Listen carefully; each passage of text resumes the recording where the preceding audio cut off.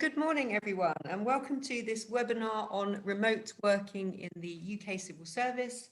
My name is Siobhan Benita. I'm a former UK civil servant myself, and I'm delighted to be chairing today's event on behalf of the Publishing House Global Government Forum and Dell Technologies. And with regard to the topic today, well, the UK civil service has spent many years, even before the pandemic, building systems to support more home working, more remote working. But then the pandemic arrived, and it really has presented a huge test of those processes, those capabilities, and it's forced home working on a scale that we never thought we would experience, that we never have experienced before. So now, as we start to emerge from lockdown, people are beginning to think about what happens next. And today we'll hear the results from work that Dell Technologies and GGF have done on a major survey asking civil servants about their experience. What has the experience been like? Home working during the pandemic, what's worked well, what's not worked so well, and what are some of the implications for the future? And a long-term shift to more remote working can bring many benefits for staff themselves, but for the civil service as a whole. But it also presents some significant challenges, and we'll be able to discuss some of those today. In a moment, I'll be introducing our two fantastic speakers for today. They'll speak for around 10-15 minutes each, but we're also going to leave lots of times for questions from you, the audience. So you've got a Q&A function at the bottom of your screens. Please do use that to message in your questions at any point, and we will take as many of those as we can once we've heard from our speakers. So let me introduce who our two speakers are. First, we will hear from Tariq Hussein, who is Senior Director, UK Public Sector at Dell Technologies. And with over 20 years experience, Tariq has worked with organisations across the public and private sector and now focuses on offering technology solutions to local and central government, including defence and securities. Tariq is a really big supporter of encouraging diversity within organisations, and that might be an issue that comes up, I think, today as we get into discussing some of those issues around remote working and home working. After Tariq has spoken, we'll hear from Dominic Brankin, who is Director of Workplace Services in the Government Property Agency. Dominic joined the GPA in January 2019 from the Department of Health and Social Care, where he led the Workplace and Transformation Agenda. He's also led finance, HR and strategy initiatives across DWP and Job Centre Plus. And the GPA is responsible for nearly a quarter of the government's offices estate. So Dominic's really well placed to talk about the experiences of remote working in the UK civil service. And I imagine he's had quite an interesting year, having joined right at the kind of start of the pandemic. So without further ado, I am going to invite Tariq to give us the first presentation. Over to you, Tariq. Thanks, Siobhan. Good morning, everybody. Absolutely delighted to be here with GGF. I'm more delighted really to share some of the findings we've had from our remote working survey that went out across the civil service. We have a really good response rate. I mean, unsurprising given what's happened in the last year because it's touched every single one of us. But we had over 900 respondents respond to the survey. So like I say, a really good, robust sample for us across 75 departments. So I think it's more than directionally correct in terms of the information that we've got. So what I wanted to do today was kind of share those key findings and some of the thoughts that I've seen when I've spoken to some of our customers, particularly within central government, because I think, you know, it's been a fantastic move very rapidly to go and work in remote places, but there are a lot of challenges that come with it. So if we could look at the next slide, I really wanted to just give a bit of a backdrop around what COVID-19's done for us in terms of how we work and how we've seen our customers work. I mean, I think really, and first and foremost, it really shone a spotlight on the digital divide across the country.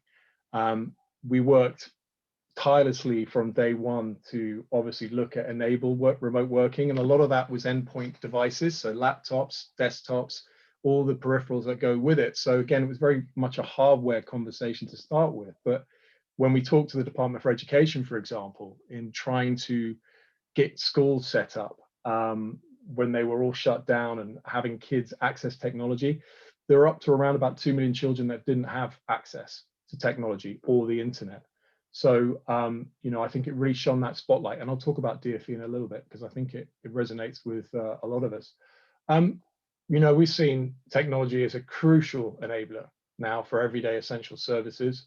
You know, I think it's fast forwarded a lot of nice to have some digital transformation programs around moving services online that were out there in the ether and planned to do in the next 2 or 3 years. That it's fast forwarded it, accelerated that they're available now. So I think there's been a lot of move to move services online. It's obviously forced how we use, reimagining how we use technology. You know, I think we've seen that happen, and I think there's some caveats that go with that. We just have to be cognizant of how we make that remote working or hybrid working sustainable, right? We've gone through the kind of novelty factor of the first few months last year to how do we then manage, and how do we manage training our staff, onboarding people, making sure that this collaboration is consistent, and developing key talent.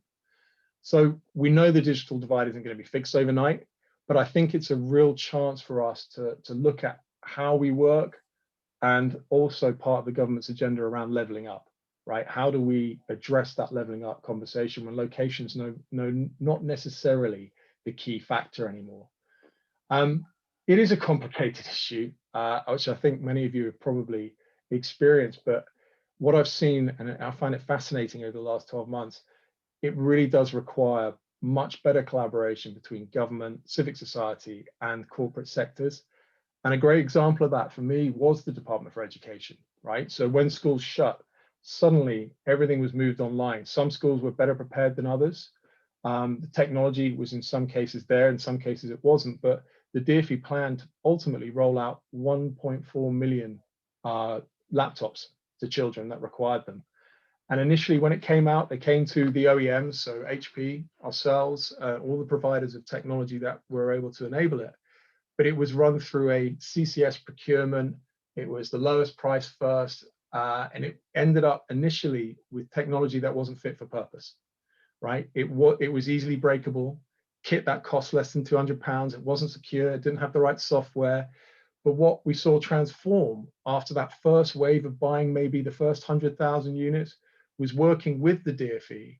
We were able to set up a supply chain specific for the DfE that had the right kit. You remove some tweaks, some of the screws that the kids couldn't undo, had the right software, had the right security. But through that open dialogue, we were able to create the right solution. And I've never really seen that before. It's always been through various procurement rates. And I think I've seen that collaboration just exacerbate over the last 12 months. And that's what I've found really encouraging for the UK, is that collaboration's worked an awful lot better. However, I think we need to understand, you know, how we get people to access devices. We had a great conversation with the Department of Work and Pensions on Monday. They're looking at taking on another 20,000 staff for obvious reasons, as the economy is where we are right now.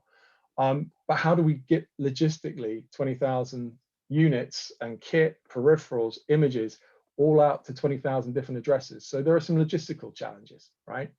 Are they connected to the internet? I don't know about many of you on the call, but the amount of times my Zoom has frozen, which hopefully it hasn't done yet. You know, we've got to just make sure that we've got the right bandwidth. Do they have the skills and motivation? I think we take it for granted that everyone can use technology, but is it being used in the right way?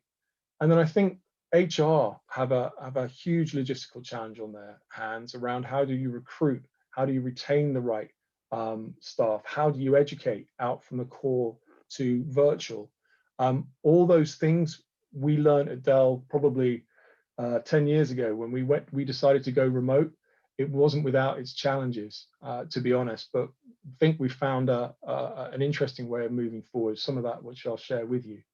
So if we could move on, you know, I think, what did we learn from the survey? I mean, do the civil servants, have our customers got the right tools? I mean, I think actually we had a strong response. We had 93% said they did, right? I think we worked together with government along with other technology partners to enable making sure that they had the right kit.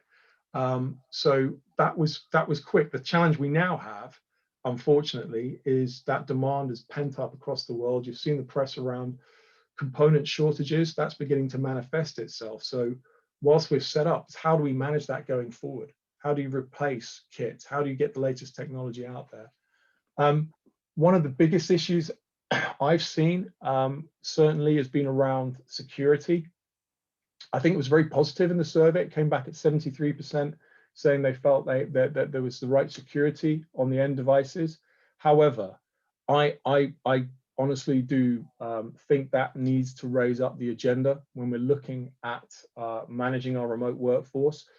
What we've seen in the UK is a multiple of times five, I think it was, endpoints within our workforce. So that means times 5 more opportunities for threat actors to actively go after our staff, and that threat is real, right? We see ransomware attacks. We saw what happened in the US on the pipeline recently, but the ransomware attacks are happening everywhere. So we think, unfortunately, historically, it's all been very much about the hardware, then the data center, and security's been a nice to have. That security has to go to the forefront. So I think whilst it was a very positive response in the survey, I do think security needs to we really need to look at that closely. What has mass remote working meant for workforce productivity and effective delivery of public services? I think, look, one of the things we've probably read over the last year has been, and we've experienced at Dell as well over the years, productivity has gone through the roof, right? Initially, in terms of hours worked, in terms of people logging on, the meetings have got earlier and later. So we've seen that initial spike. I think in terms of what that's doing to the long term, in terms of people's well-being, physical and mental, and how do we maintain that productivity without burnout, right? So I think that's a real challenge, and I'll talk about that very shortly. In terms of effective delivery of public services, look, as I said earlier, we've seen that acceleration, some of those digital transformational projects. One of the things that surprised me the other day was when a friend of mine told me when I went to go and get my vaccination, that you could do it through an NHS app. It's not the COVID track and trace that we all know and have promoted. There is an app now for the NHS that you can take a picture of your passport, scan it in, take a picture of yourself, and if you haven't downloaded it, do it. It will recognize who you are, and once you're logged in through your NHS number, you have your records from when time began, and you can book appointments. So the reason for bringing that up is that we've just accelerated that digital transformation. So it's not going away, it's just managed to really, really accelerate it. And then lastly, for me, I think this is a real unknown so far. What impact has it had on civil services well-being and on effect on home working? I think we've said, right, productivity has gone through the roof. We're asking a lot more of our employees, but I think we've got to be really cognizant of making sure that breaks are taken. And it's okay to take up time out away from the screen. I think one thing I've been actively promoting within my team has been a walk and talk. I didn't coin the phrase, I'm not original, but what I've actively done with my team, instead of doing a one-to-one, we'll still do them on Zoom. We'll do a one-to-one with our headsets on and go out for a walk together, just to physically move and take a break, because actually the Zoom fatigue thing is very, very real. The human condition in terms of trying to keep an eye on everybody on screen, it becomes very, very wearing. So I think there's definitely a challenge for us there. And also not having that physical presence. And we're humans by nature, we want to spend time together. We want to see the face and the whites of the eyes. So I think we've got to just be very cognizant of that. If we could move on, just in terms of the key findings, I've covered a couple of these already, but it was great to see that 93% of the respondees saw that we've provided, their employers have provided the right devices to work remotely. I think it's really interesting that 73% of respondents found they could carry out their work complete full role remotely. I think another 22% they could do most of their work. So again, there was confidence in terms of the level of security. However, I think that's a misperception, and I think we really got to focus in, and it's our duty to make sure that that secure element is there for them. Again, it's interesting from a compliance perspective around whether the home working arrangements have been set up. I think there's a whole nother level there as well from an HR perspective. Do they have the right setup at home? lucky enough to be, I have a room I can be in. Some of our Gen Z will be flat sharing, don't have access to a spare room. So do they have the right desk? Do they have the right chair? Have they got the right setup? All sat up? All those aesthetic parts are really important for physical well-being as well. And most telling for me was the 6% of respondents have worked from home all the time to pandemic. And 82% would like to work remotely more frequently.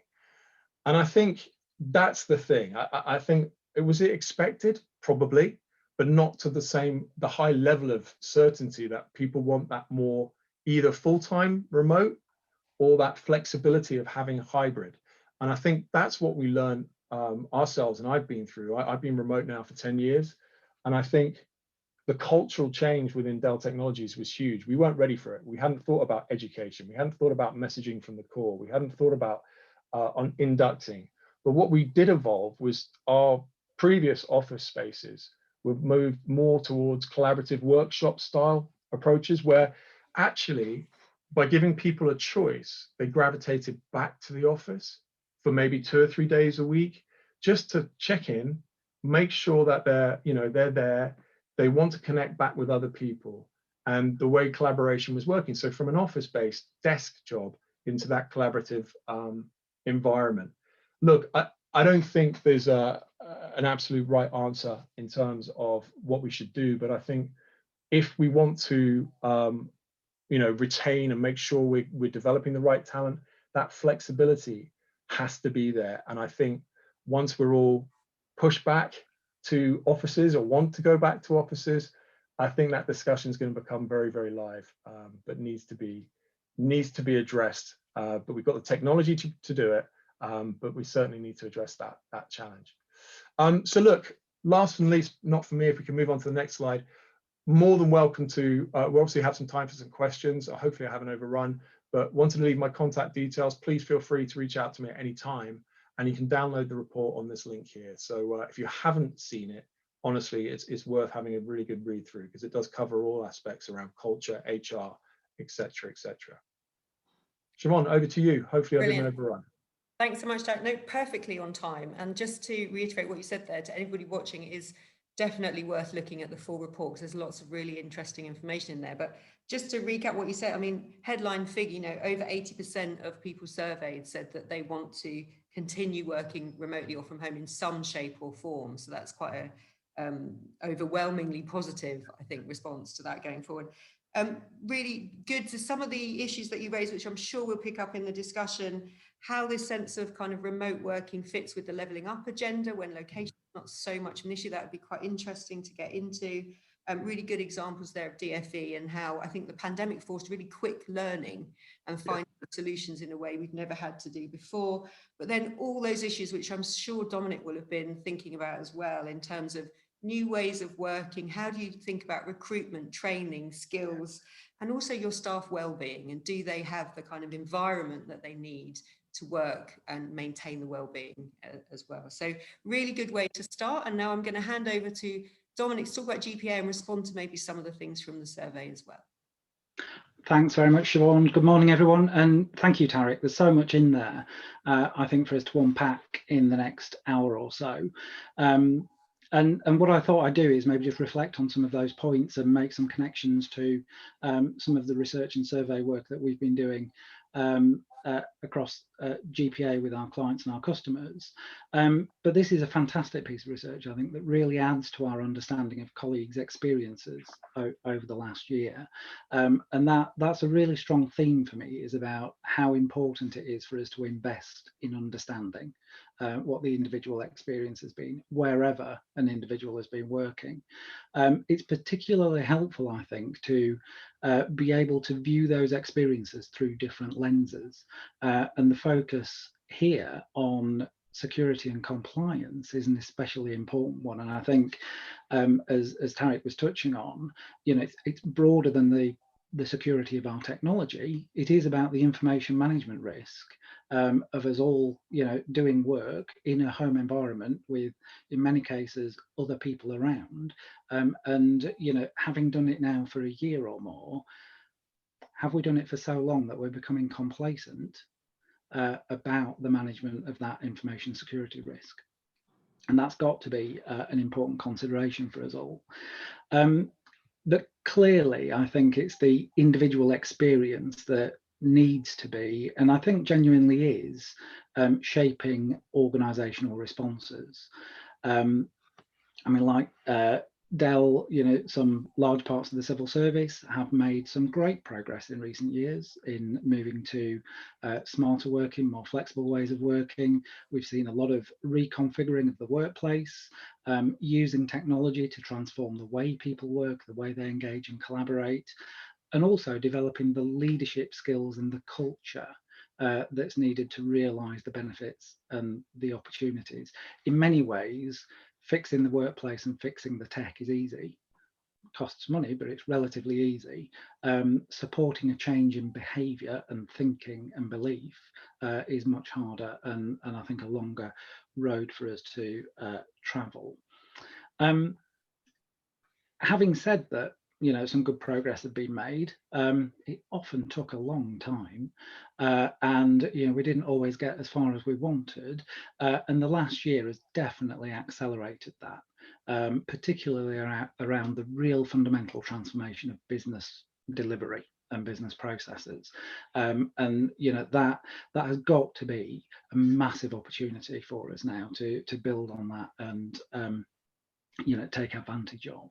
And I think we see a lot of that coming out in these research findings. There are a lot of similarities and a lot of consistent findings with some of the work that we've been doing over the last year. But what's great is that this is now, more recent. It's bringing everything up to date. And as I was working through the report, I was trying to reflect on just how important it is for this debate not to become a sort of binary workplace versus the home tussle, which, there's often a tendency for it to become about either or rather than both and it's not really a choice between two things anyway. I'll maybe come on to that in a moment. But part of the reason why I've wanted to sort of spend some time reflecting on that is because of two really important groups of people. And the first is those colleagues whose roles mean they haven't had the opportunity to work from home. They've been needed in their workplace because of the work that they do to guard the border, or to run services in job centres, in prisons, in courts, and it's not just our direct employees either. It's all of those amazing people who have been in the workplace, keeping them healthy, safe, and secure.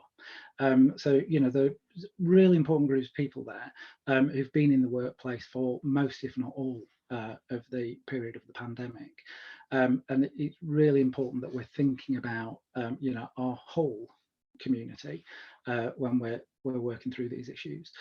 And the second group is that group for whom remote working and specifically working from home hasn't been such a positive experience. So we've certainly found that, for a majority of people, most of the time, things have gone pretty well. In the research that we've done, we've had similar proportions, 80% telling us that they're able to work productively. 82, 83% saying they've got the tools that they need and access to the information that they need to do their jobs, which is great, but it still leaves 1 in 5 who isn't able to say that. And whilst just over 2/3 have told us that they felt connected to their colleagues, they felt connected to their organisation, that leaves a significant number for whom that was more of a challenge.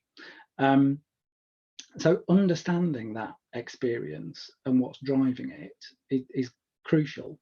And we've tried to use that to shape our response in terms of guidance, advice and support, particularly for line managers and for leaders in operating in a situation that some will have been familiar with in the past, but not at this scale and not for this length of time. So big challenges there for leaders and managers.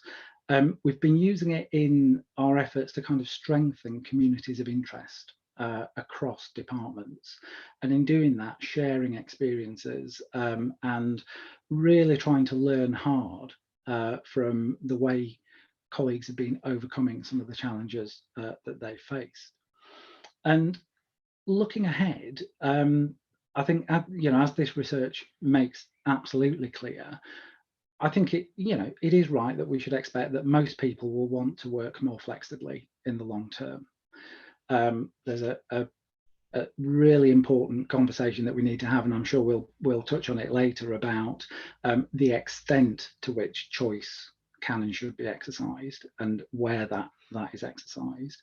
But we'd be daft to think that everything's going to snap back to the way it was on the 22nd of March 2020. But we always need to have in mind those two groups of colleagues for whom that level of choice may not be appropriate or deliverable.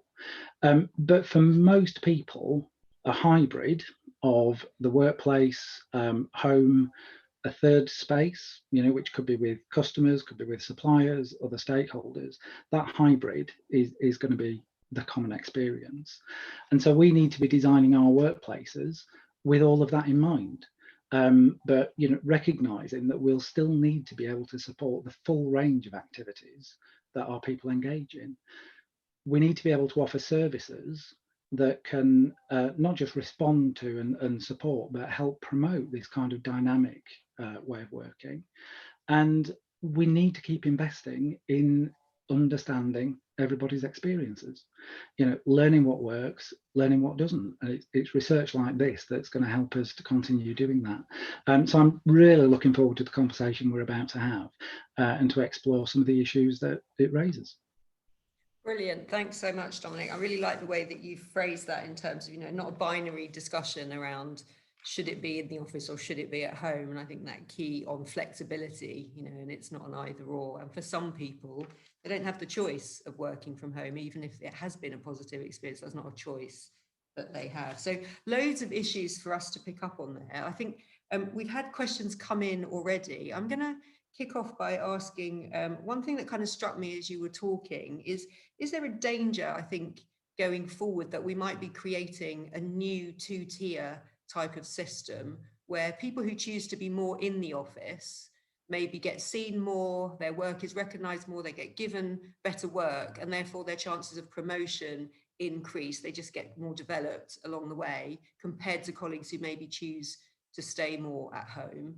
And a question linked to that, so I'll ask at the same time, came in from Lee, who works for the Cabinet Office, based in Bristol, though, I think, was saying, is there a danger that senior people in particular drift back to old ways of working, and there's an assumption, again, that some roles will never be able to be done remotely, and does then their behaviours feed into this? You're more likely to be a good employee if you're in the office. So I'm going to come to you again, Tariq, on that one. Your thoughts on this two-tier risk? Yeah, listen, I think it's incredibly interesting, right? And I can just, I guess, relay some of the experience we had 10 years ago when we decided to go full remote. There was definitely, initially, there was definitely that perception that, okay, if you take that full remote, then there's going to be some shirking, for want of a better word. You're working from home, you're not fully committed. To get promotion, you need to be seen. And actually that was definitely the initial reaction, and that flowed down from management. And I think what happened and evolved over time was people saw that actually the business saw we were getting more out of our employees because they were given that flexibility, that, probably working longer hours. I mean, that's not a great thing in itself, but the business was getting better productivity because actually there was a better work-life balance, right? So it doesn't have to be done between 9 and 5, but if it's done, you do it in your own time. So if you've got to take the kids to school, if you're bringing up young children or you're looking after someone, you're able to have that flexibility. But I'll be honest, that cultural shift, Dominic mentioned this cultural shift as well, took a while, and it had to come down from top down, whereas it's now the norm. That perception, if you haven't been seen for 2 weeks, has completely disappeared because we're now seeing each other again, Zoom's a new thing, right? We didn't even use Zoom until March last year. We had Skype, we did all the conversations, but not on camera. That's a huge cultural shift. So I think there's a danger initially, Siobhan, to answer your original question, that there is that two-tiered, and the only way that we'll get rid of that perception is some of that cultural flow down, and some learnings possibly from the private sector. Yeah, thanks. Dominic, this must be something that you've been thinking about as well, I imagine. Yeah, absolutely. I think Tariq's point there about actually the visibility of what people are doing wherever they are is much, much higher now than it was maybe 3, 4, 5 years ago.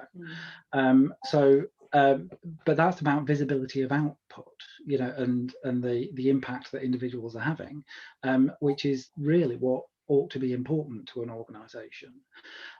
So I think the challenge around what happens if all our senior colleagues come back in, and what expectation that generates, I think is a very important one for us to watch closely. I think this does link in with levelling up and places for growth, though, and departments opening, explicitly opening second headquarters outside of London. Many departments have got a huge presence across the UK anyway, but that focus, I think, even where you might have individuals in a workplace, they're no longer in the same workplace. So you're starting to break that sort of physical connection in some way. But I think we've got to recognise there is a risk. It is about the culture of an organisation that develops over time, and the actions of a few can have quite a significant impact on the organisation as a whole.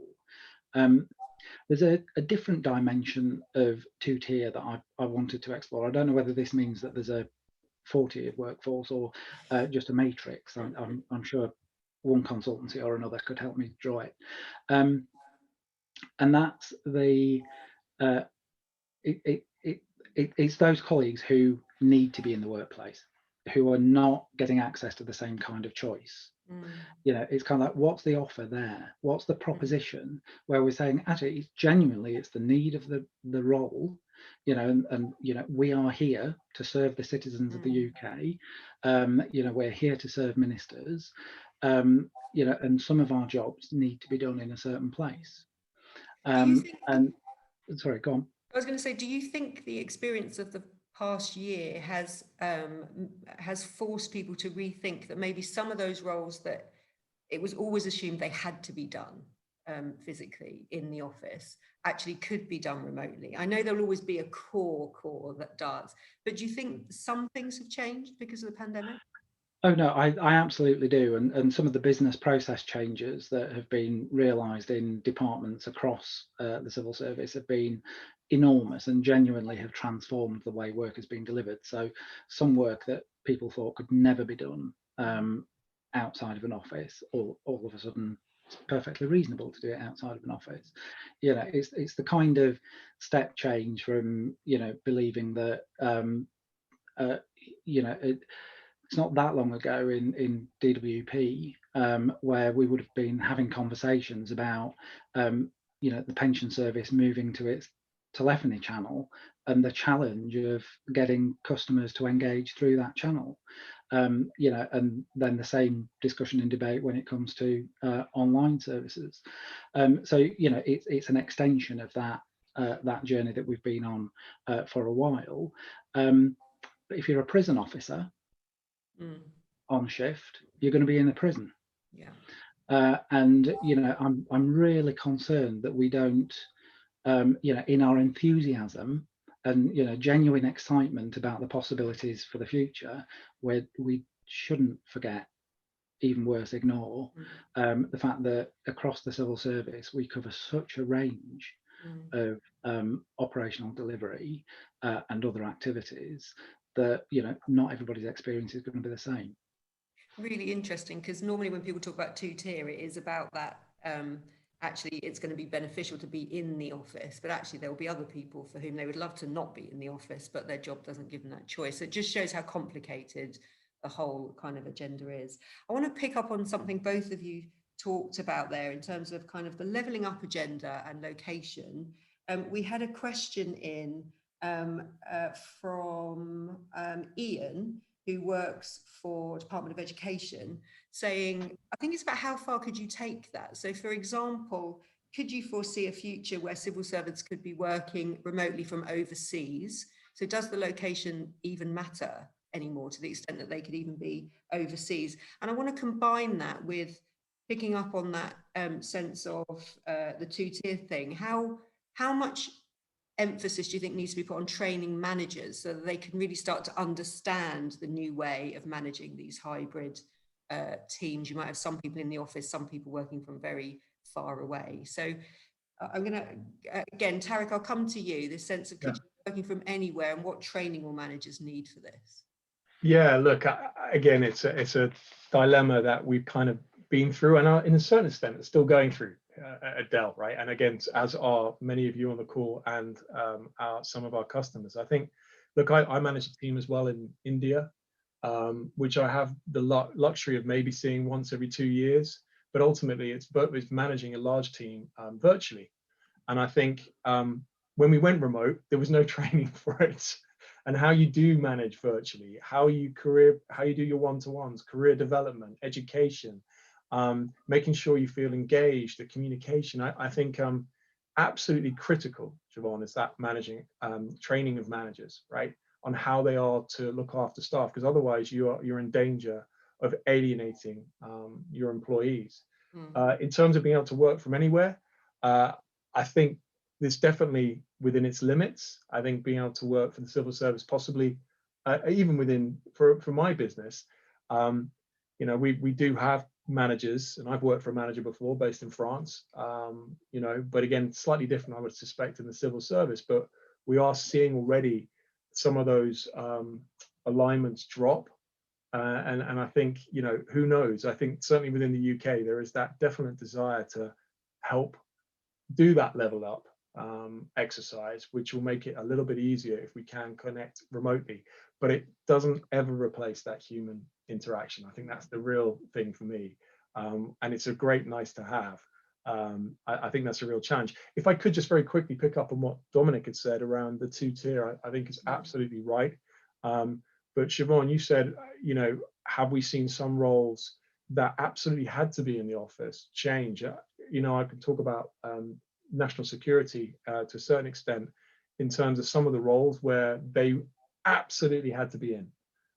You know, you had to clock in. It's a private network for obvious reasons. However, through what this drove was a way of working, discovering a way of working on the low side, so less secure, still secure enough so everyone could feel safe and easy, but they were able to work remotely. So I think there are some changes, but not everyone, to Dominic's point, is going to be able to have that luxury, and that's a concern. Great, thanks. Dominic, your thoughts on the kind of how far can you take remote working, and what kind of training will managers need going forward to adapt? So on working anywhere, colleagues in FCDO, in international trade, you know, working overseas right now, have done for a long time, and you know, and in other departments as well. So it's not it's not an unusual experience across the civil service, and to a degree, you know, it doesn't matter whether I'm sitting as I am, you know, now in Sheffield or in Seattle. You know, I will be engaging with you in the same way. You know, so can absolutely see, you know, the argument in favour of being entirely location agnostic. But I mean, Tariq made such an important point right at the beginning about, you know, human beings as social animals.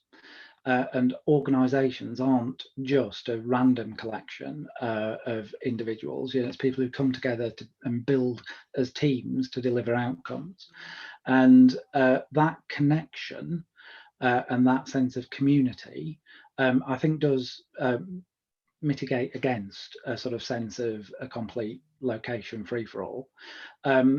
Plus, in the civil service context, you know, a big driver around places for growth is particularly to take the policy making function and strengthen its connection to places outside of London in the southeast.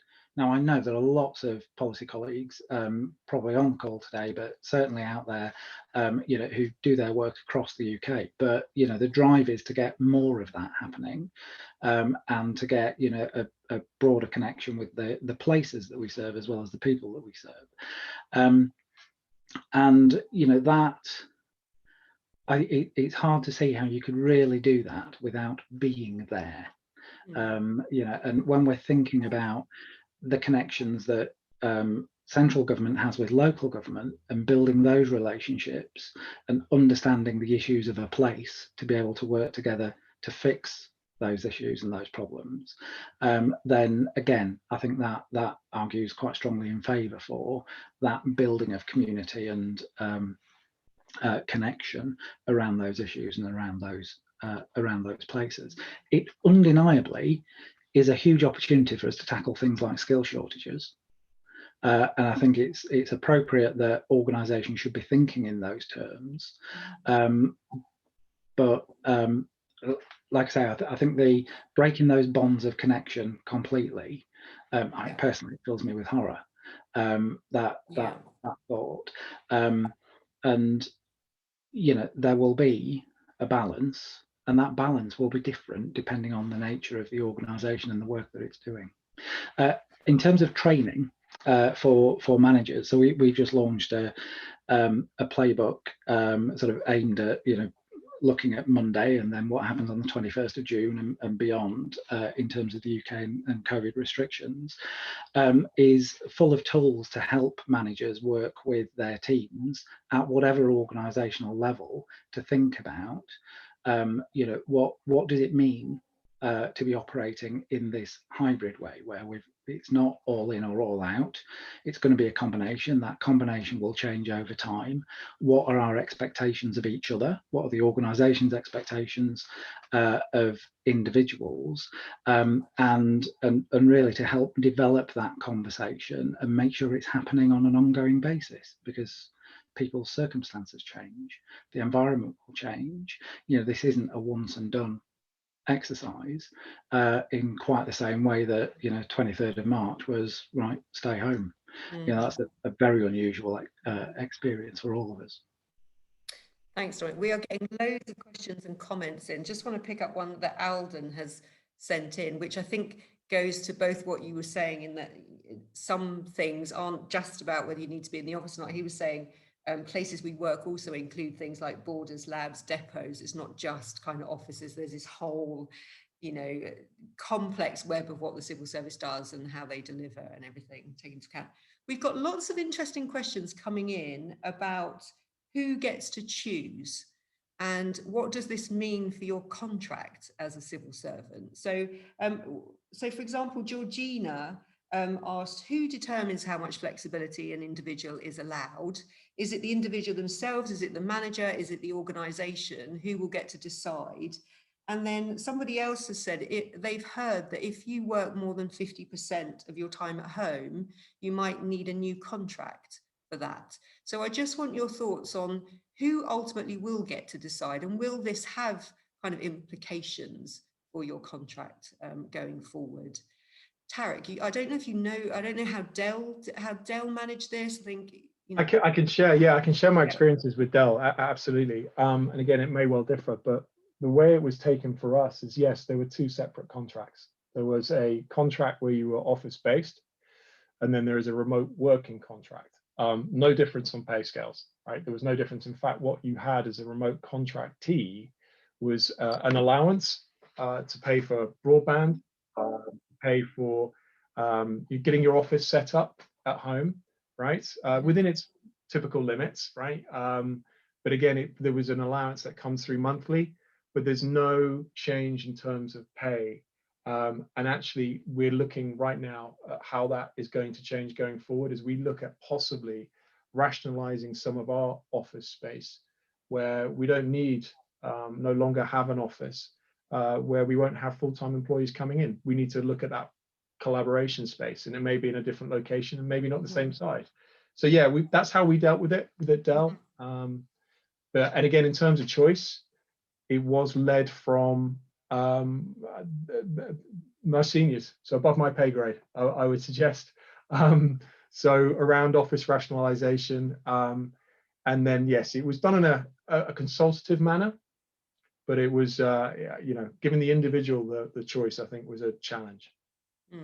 Yeah, because I think there'd have been so many different options going on. Yeah. Yeah. Dominic, your thoughts on this? Who do you think will ultimately get to decide? Somebody has said as well, do you think there'll be a required minimum number of days that you might have to be in the office? So who will get to choose, and are there any implications already for contracts for people? So in terms of choice, I think as organisations, we need to be quite robust and confident in the fact that it's entirely appropriate for us to determine what we believe is right for the delivery of our business. And that will be different between departments and within departments in terms of the kind of work that gets done. So I think the business need and the business requirement has to be the place where you start. And, you know, I think that should extend quite comfortably to include, actually, we think it is a good thing for teams to come together on a regular basis, and we would like to see that happening. I don't think there's anything inappropriate about that. I think where it is possible to allow, you know, more individual choice, we'd want to see that and create an environment where people can make the right decision for them and for their business, you know, and the work that needs to be done. But I think the ultimate arbiter would have to be actually what do we believe is needed to deliver the work that ministers expect us to deliver. And that can change over time and in all sorts of different ways. I mean, we also know from some of the research that we've been doing that people have got quite strong views that there are some tasks, some activities just better supported in the office. Others are better supported at home. Some it doesn't really make much difference. But you know, there are clearly, you know, there's a complex set of drivers behind why people, you know, might want to be in the workplace compared to elsewhere. That could be the nature of the work. It could be because of the homework setting doesn't suit those sorts of things. So I think I would expect to see the context and the framework set at an organisational level suited to the needs of that organisation, and within that then to support the right kind of conversations at various levels in the organisation about what's going to work in a team context. In terms of the contractual implications, we've been working very closely with civil service HR throughout the whole of the last year, looking at whether our policies and processes are supporting the way that we needed to work, which they largely were. We made some changes, not huge ones, but some were changed. In terms of the contractual implications, I'm going to have to get all slopey shouldered and say I'm not an HR expert, so I don't want to tread too deeply into those waters. But as we look to the future, we're part of that is thinking about, you know, what does that mean for all sorts of reasons. So it's not just about the terms of somebody's employment. You know, it's season tickets, you know, travel season tickets is a really important factor in enabling or not flexible ways of working, and those kind of fare structures and things like that have an impact. And I know that colleagues in Department for Transport are working really hard on that, and all of these things need to come together in some way or another.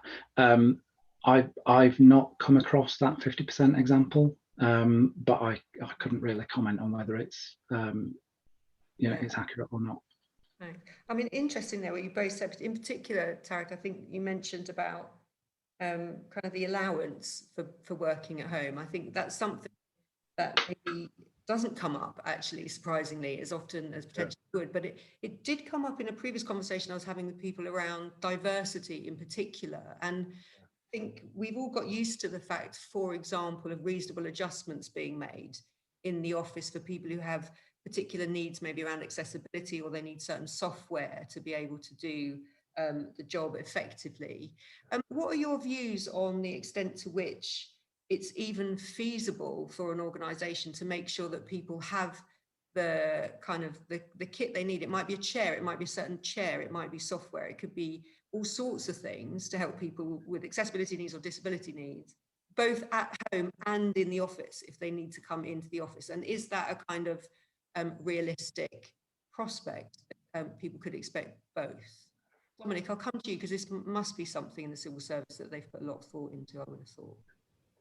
Yep. So that you know, reasonable adjustments will apply every bit as much in a homework setting as they would do in the office. Thinking more broadly about health and safety, you know, it is every employer's responsibility to ensure that a risk assessment has been undertaken. It's then the employee's responsibility to comply with that and to keep themselves safe. But seeing all of this happening at a much bigger scale now, you know, that's part of the challenge back into the services that, you know, I and colleagues in similar roles have to think about, because it's no longer about, you know, providing services only to people in defined locations. It's you know, people who could be you know, in a number of places, and that can change during a day, during a week, etc. You know, there's always a reasonableness test, but you know, I think it's quite clear we should be considering those issues in exactly the same way. Thanks. Tariq, Dell, you say have been doing remote working for 10 years now. So is this something that's, you know, now? Yeah, absolutely. So, I mean, it's about obviously attracting the best talent, right? And in order to do that, we've got to make sure that, you know, getting the best out of our teams, it's got to be diverse in all different categories. So we do use that reasonable test that Dominic's mentioned. There are specialist SMEs out there in the UK that will go and do a reasonable test at an employee's house. It obviously comes with an expense, but you know, it's the right thing to do. So that whether it's a specialist chair, whether it's a specialist desk, one that opens up and down, and as there's a greater demand for this type of kit, the price is going to go down. And I've certainly seen that over the last few years. So it does no longer becomes too expensive, but I think it's a must. You know, and I know our other people within the industry, some of our competitors will do exactly the same. So yeah, we're set up that way. Thanks. We've had a couple of questions around security, because this was something that both of you raised in your opening remarks as well. So I just want to unpick that a little bit more in terms of, it's obviously come out of the survey as being an area of concern. Dominic, you mentioned as well about not just is your system secure, but just the way you behave at home when you're doing things around, you know, and people are around as well. So Miss Chamberlain has asked on the questions, do you think there will be a pan-government standard eventually on what this looks like in terms of home working, but also from both your experiences? Could you just give us a sense of what you think would be required? Like, will you actually have to have people physically come into your house to check out your workspace, or will it be a kind of training requirement that you go through? How do you think this will play out? Dominic, I'll start with you again on that one. So to an extent, I think it's what it's always been. I think that there's a bit of a risk here that we think everything responding to our, you know, new reality is something new. But actually, being responsible for information and the responsible for information learning and guidance that's, you know, exists across the civil service has been there for years. You know, both for, you know, for every job holder and for people with management responsibilities. And actually, this is about the application of those principles and that guidance. And, you know, it's every bit as much about thinking about what you're doing if you're on a train to thinking about what you're doing if you're in a home environment, and who can see your screen, who can see what you're working on. There are, you know, the challenges have changed over time, so it's really important that we think about whether Alexa is in the background, you know, and being activated by, you know, something that's happening during a Zoom call or a Teams call or something like that. So, you know, there are perhaps a broader set of issues for people to think about, but you know, that's all covered in the training and the guidance. But I think it's as much about making sure that we aren't becoming complacent because we've been doing it for so long. And so those principles that we used to apply, you know, year in, year out, when most people were in the office most of the time, we still need to be applying them. You know, it's the environment that's changed. So in terms of this, will there be a pan-government standard? It might just be more that everybody had to react really quickly to the pandemic, and now we just apply some of the things that people were doing anyway in the office. Now we just need to make sure that people do those things at home and go through whatever training they were already doing, but doing it from that new kind of perspective. Tariq, is that what your kind of thinking has been in Dell as well on security issues? Yeah, listen, I think it's yeah, I think Dominic hits on a really valid point around that complacency piece, right? And again, within the IT industry, expect everyone's going to be unbelievably savvy around security. The same issues will happen within our office space, and we learn as it would do in any organization. But what we found is, you know, we have mandatory training that we have to take every 3 months. That is thorough, in depth. It's all online.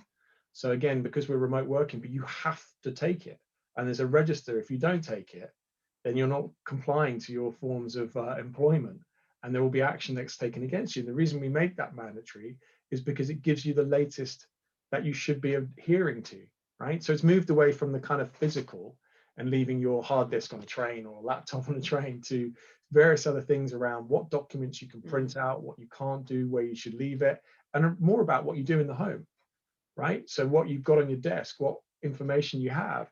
But I think just to add to that, around the government standard, again, Dominic will know far better than I will, but you know, what I am seeing within our customers is that, you know, on that third budgetary request, when we're looking at doing digital transformation, you have your hardware, you have your data center, and there was security.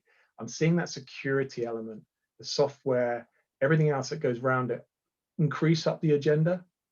Because I can tell you now, over the last few years, where budgets are constrained, whether that's in local government or where in some of the parts of the NHS, they are the ones that are being targeted. And because they don't have the latest and greatest software, and that software isn't going to solve everything, right? But it's a good start. And where we restrict on budgets, we're opening up the doors for threat actors. So without being too dramatic. So really importance of investment as well. Yeah. Two really good questions, I think, from Malcolm that have come in. One is, which you might know more, but Dominic, but Tariq, you might have come across this in your work with departments, is where are we in the UK civil service on creating kind of local hubs that people can drop into so they can be working anywhere, don't need to go necessarily into a particular department HQ, so kind of cross-departmental hubs. And secondly, this one I really like is, what about dress code on things like Zoom meetings and you know, people vaping maybe in meetings at home when they wouldn't be allowed to do it in the office, those kind of issues. So Dominic, I'm going to ask you for your thoughts on those two things. Well, I wasn't wearing a jacket and tie yesterday for any of my meetings. Let me put it that way. I'll come back to that one. So in terms of and as part of the Places for Growth program in GPA, we've got quite a significant investment program running to create government hubs in towns and cities across the UK. HMRC have been developing and opening their hubs over the last couple of years as well. And that is all part of a drive towards more shared government space in places, and that is absolutely where we want to get to, is that you know, we think about it as government space and we can use it much more flexibly. That's not just about if you like, the usual suspects, you know, the major cities and conurbations, although there's you know, a fair amount of investment there. What we're seeing now is that broadening out to sort of connect those hubs with spoke locations in sort of towns nearby, so that hopefully people have got more flexibility in terms of where they need to or where they can go to undertake the activity they need to undertake. I mean, that's a multi-year investment program. You know, that's going to take time to work through, but you know, we're seeing a really good move in that direction, and we'll be seeing our next hub open late summer in Birmingham, and you know, they will continue to roll out. Culture is one of the barriers to making that work, in the way that organisations will still come to us asking for discrete space, and sometimes asking for contained space. And you know, clearly, given some security requirements, there are genuine needs for that. But generally speaking, you know, there ought to be a bigger opportunity for us to use space much more flexibly between organisations. It's a lot easier to say than it is to do, because we then have to tackle things like charging mechanisms, you know, and how we manage that effectively. But it's done elsewhere in the economy. There's no reason at all we can't make that work. For dress codes, I tend to I'd probably go back to LinkedIn actually, and lots of the job hunting advice that you can see in LinkedIn is, you know, is based on, you're in a business environment, you're undertaking business, you know, you really ought to be, you know, meeting the sort of general requirements that your organisation would have. I mean, you know, it is all a bit more relaxed. I've got suit trousers on rather than jeans, but I you know, was that's just because debating it was whether easy. to ask you and Tariq what you were wearing on the bottom half. Yeah, but that's only because it was easier to get everything off one hanger than try and go to another one, you know. So so that's fine. So I think, you know, again, we've got a bit more freedom, a bit more flex, a bit more choice, but it's got to be in the context of, you know, the businesses that we're all part of. Great, thanks.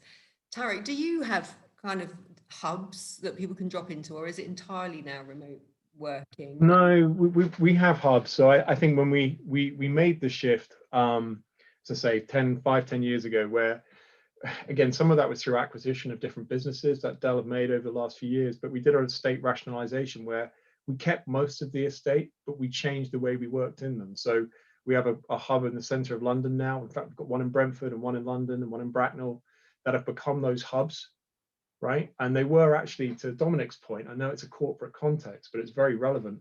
They were different teams in those buildings with different legacy EMC that we acquired recently. There was an EMC building, there was a Dell building, and actually we smashed it together and it became a hub. Now that took some change from culture, because to Dominic's point, there was we want an EMC floor, we want a Dell floor, we want a software floor. No. So we created those hubs, and actually we have found greater collaboration, and actually just people gravitating to them because they can drop in, drop out, plug in the laptop, everything's ready, right? So yeah, we do have those. Okay. Couple of questions around the importance of leadership and setting examples and role models. So one was Lee saying, how do you prevent all senior managers from going back, you know, all of a sudden together? And then also, how do you get senior buy-in for hybrid working to support kind of hybrid working? Tariq, I'm going to start with you, because obviously this is something Dell do support, seems from the top down. So how has that worked? Yeah, again, it took some time, and we had the, I guess we had the luxury of time to kind of learn, whereas it was forced upon us last year, nationally and globally. But it's got to come down from the top. And I think once, and Dominic mentioned it earlier around, it's no longer necessarily being seen. It's that visibility of your output that's so much more accessible everywhere. And I think once there was a realization, actually, that this can work in terms of the output, we're still getting, if not better output. Senior leadership were invoking, it came from the corporate head. So for Michael, you can go, Michael Dell, you can go and work remotely. It didn't stop certain senior managers in different locations, you know, kind of raising an eyebrow if they were in the office themselves and they've been used to being in an office, saying, where's Tariq today? You know, where, and again, it took time. Whereas now it's great to see people in the office and the expectations completely shifted. You need to be, you know, why have you come in? It's almost like, why are you in the office? Now it's very different. We're a field sales team, but even for those that aren't a sales team as well, it's what are you doing here? What have you had to come in for? And it's got to be come in for a collaboration session, great. But you come in here to just plug in what you could do remotely. You know, we need the space for collaboration. So it's shifted the conversation. Yeah. Dominic, do you think that will be the same thing? Do you think it's a matter of time in the civil service, or do you think there will always be senior leaders more present in the office? Well, it has changed, and I think some of that change will stick. I suspect there will be some variation of behaviour and experience across organisations. Some of that might be in response to ministers and how ministers feel about this. You know, last summer, I think, when Matt Hancock was asked the question, he said he didn't care where his staff were working as long as they delivered and continued to deliver the fantastic work they were doing.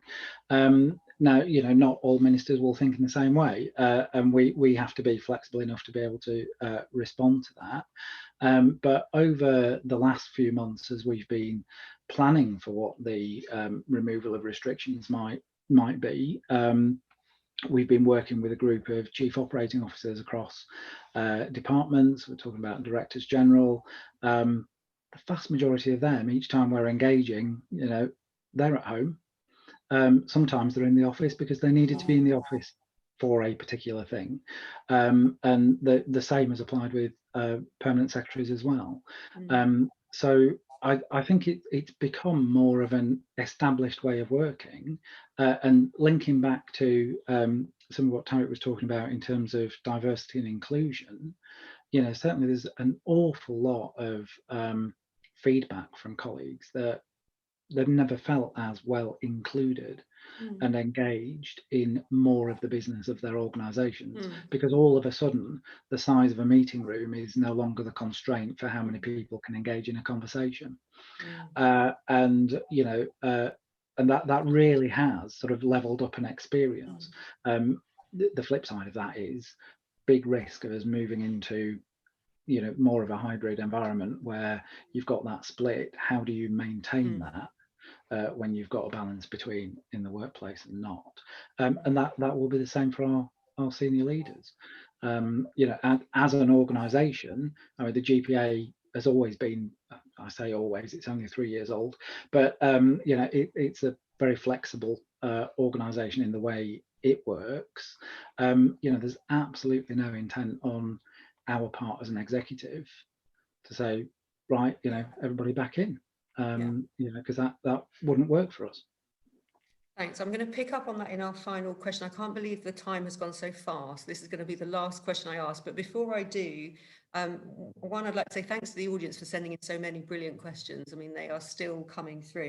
But also, you will have just received a survey, a feedback questionnaire. If you could take a couple of minutes, if you're watching this, to fill that in straight after the event, it would be great, because it means that we can make sure we keep producing events that are on topics that you really want to talk about. So thanks for that in advance. My final question, and I'm sorry if we didn't manage to get to your question. I think we will try and get those answered after the event, so don't worry if we didn't get to you now. But the final question picks up, I think, on both of what you said there and lots of things that you said in the past as well, which is, with some people working at home, more people working at home probably than ever before, some people may be in the office, how do you still maintain, this question came from Earl, a really good, effective sense of team culture? How do you manage to keep that and build that going forward? And I imagine that will affect as well new starters coming in, for example. How do they even get to know their team in that future? So I'm going to ask for your thoughts in the final couple of minutes. Tariq, I'll start with you and then I'll come to Dominic. Yeah, really, really interesting question. I think, look, the way, and I've made it really important for my team are dotted around the UK, right? Looking after different customers at different bases. But it was really important that we got ourselves physically together for at least 2 days every 3 months, right? And when we're together, everything gets shut down. laptops are shut down, so they're not sitting there on email. We engage, we spend one evening, we have the luxury of doing that, one evening together, 2 days. And actually that sense of team, what you do in those 2 days, probably more than you could do over a quarter if you're in the office, because you really have to make sure you're focusing in and building that bond, right? So when that was removed, that's been a real challenge in the last year and a bit.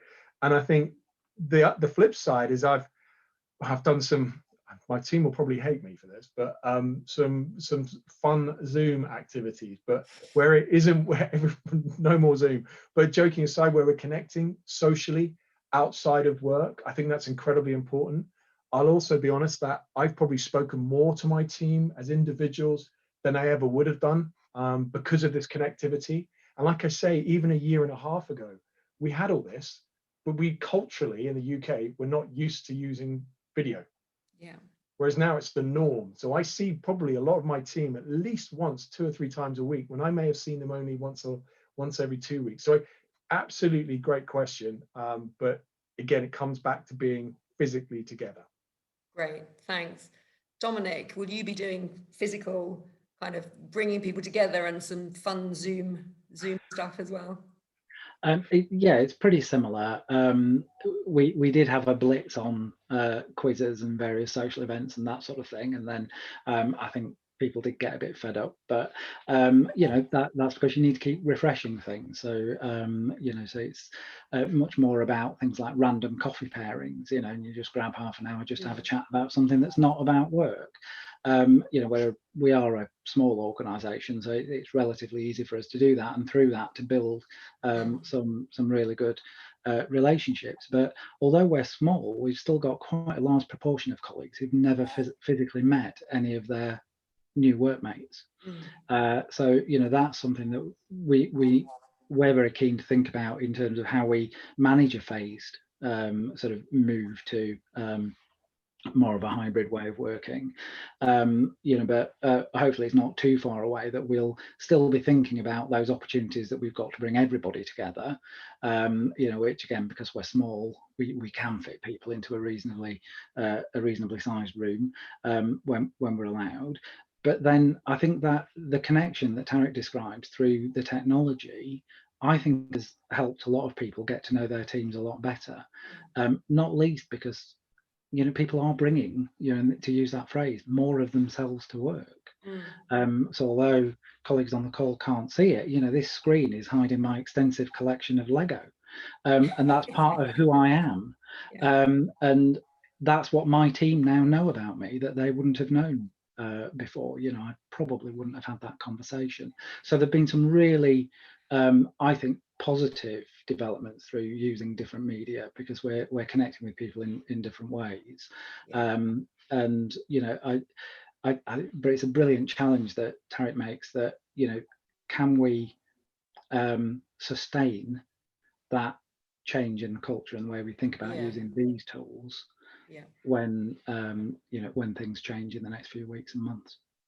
Thank you so much. I think that's a brilliant note to end on, is can we sustain some of these changes, the positives, and address some of the things that maybe haven't gone quite so well. I would like to say a thank you again to the audience. Brilliant questions still coming in now.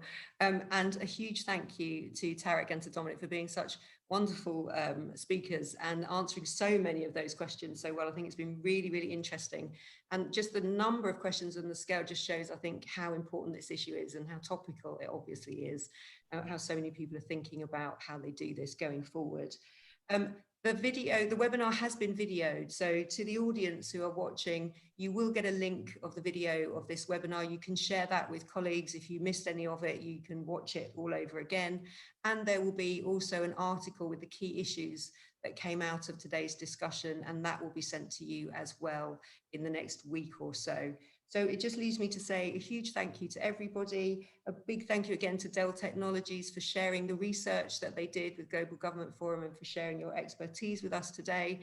And I hope we see you all again very soon on another webinar in the future. Thanks, everybody. Enjoy the rest of the day. Thank you so much. Thank you. Thanks, Tariq, Dominic. Thanks, everyone.